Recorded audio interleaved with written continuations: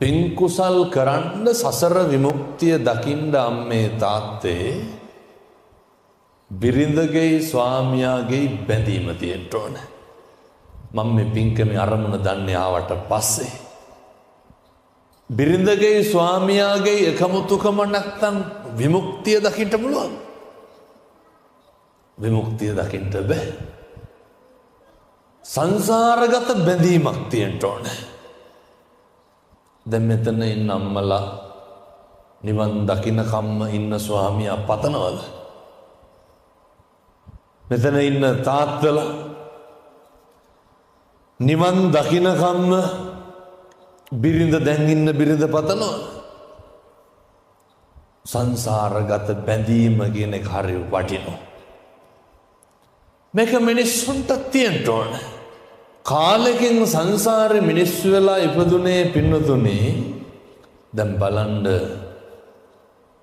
සිද්ධාර්ථ කුමාරයයි යශෝදරා දේවියයි සිදුහත් බෝධිසත්වයන්ට නිවන් දකින්න පුළුවන්ද? සංසාර යශෝදරා හම්බුනේ නැත්තම් යශෝදරා මොන්න තරම් හයියට හක්තියට හිටියද? කාලෙකින් හම්බෙච්ච මනුෂ්‍ය ආත්ම භාවයෙන් වැඩක් ගන්න නම් අපි පන්සල් යන්න කලින් පන්සල වගේ කරගන්න ඕන තැනක් තියෙනවා. කොතනද? අපේ ගෙදර. අහලා තියෙනවද අර පවුල පන්සල වගේ වෙන්න ඕන කියලා? පවුල පන්සල වගේ නොවි චෛත්‍ය ගෙඩි පිටින් ගිල්ලත් වැඩක් තියනවද? පවුල පන්සල වගේ වෙන්න නැතුව සිල් ගත්තට වැඩක් තියනවද? සසරට පින් කුසල් හේතු වෙයි.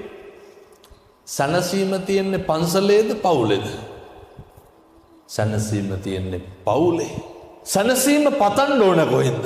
පවුලේ.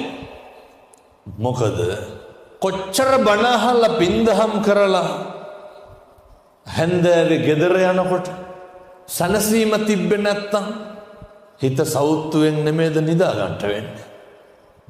ඒ නිසා මතක තියාගන්න. පින්නත්නේ මේ චාමර මහත්මයා නේ බිරිඳ වෙනුවෙන් මේ කරන පින්කම මේක සසරේ හැමදාම තියෙයි. සසරේ ඔය ගමන දෙන්නටම එකට යන්න හම්බෙයි. නිවන් දකින්නකම් ඔය බැඳීම තියෙයි. මෙහෙම බැඳීම් පින්නතුනි හම්බෙන්නේ හරි කලාතුරකින්. හම්බෙච්ච මනුෂ්‍ය ආත්ම භාවය අපාය කරන්නත් පුළුවන් පවුලකට. එහෙම නෙමෙයිද?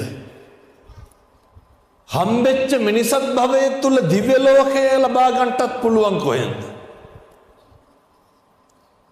පවුලකට. දැන් අර මතකද අපේ බෝධිසත්වයෝ අසලපුර පසළොස්වක් පොය දවසේ අභිනිෂ්ක්‍රමණය කරනවනේ නේ. කාටද කතා කරන්නේ? චන්නට කියනව නේද? මොන ආශ්‍රයද ලෑස්ති කරගන්න කියන්නේ? කන්තක සූදානම් කරන්නලු. පින්නතුනේ තත් බෝධිසත්වෝ වෙනුවෙන් කී ලක්ෂයක් අශ්වය මාලිගාවේ ඉන්නද? කොච්චර ඉන්නද? අප්‍රමාණ විදියට අශ්වය හිටියා. බෝධිසත්වෝ චන්නමතියන්ට කිව්වේ කවුරු තෝරගන්න කියලා? කන්තක ලෑස්ති කරන්න. මොකද ඒ කන්තක විතරක්. ජාතක පොත පෙරලනකොට බෞද්ධ සාහිත්‍ය අධ්‍යයනය කරනකොට කොච්චරනම් සංසාරේ කන්තක හම්බෙලා තියෙනවද බෝධිසත්වයන්ට? කන්තක ආත්ම කීයක් බෝධිසත්වයන්ට ස්වාමියා වෙලා තියෙනවද? ජාතක දේශනාව අවසානයේ බුදුහාමුදුරුවෝ කියනව නේද? එවකට කන්තක නම් අහවලාය කියලා. සසර ගනුදෙනුව ඉවර කරන්නට කල්යාණ මිත්‍රයෝ ඉන්න ඕනේ. මොකද කල්යාණ මිත්‍රයෝ මත තමයි පින්නතුනේ අපේ පව් කුසල් සිද්ධ වෙන එක අඩුද වැඩිද කියන එක තීරණය වෙන්නේ. මොකද ඒ චන්නෑමතිය විතරක් ලෑස්ති කරගත්තේ සංසාර බැඳීම. පින්නතුනේ කන්තක අශ්වයා නේරංජනාව තරණය කරලා කන්තකට දරාගන්න බෑ සිදුහත් බෝධිසත්වයෝ ආභරණ ටික ගලවනකොට කන්තක ක්ලාන්ත වෙනවා.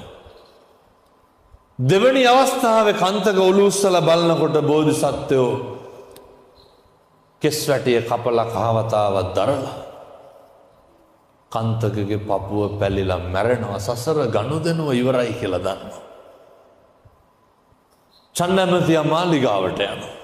බුද්ධත්වයේ ලබාගෙන 20000ක් මහා සංඝරත්නයේ සමග බුදුහාමුදුරුවෝ කිඹුල්ලක් නුවරට වැඩියට පස්සේ දන් වළඳලා අවසානයේ සුද්ධෝදන රජුරෝ මොකද්ද කියන්නේ?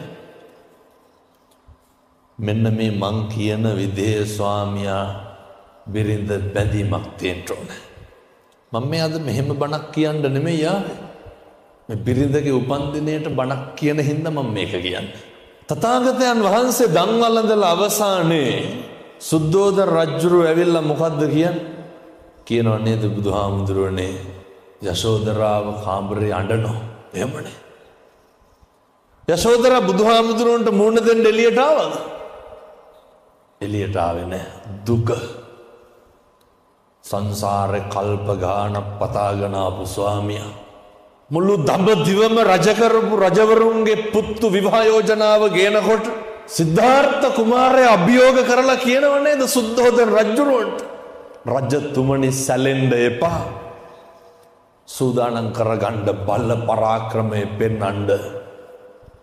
තරංගේ යශෝදරාගේ තාත්තා මොකද කියන්නේ?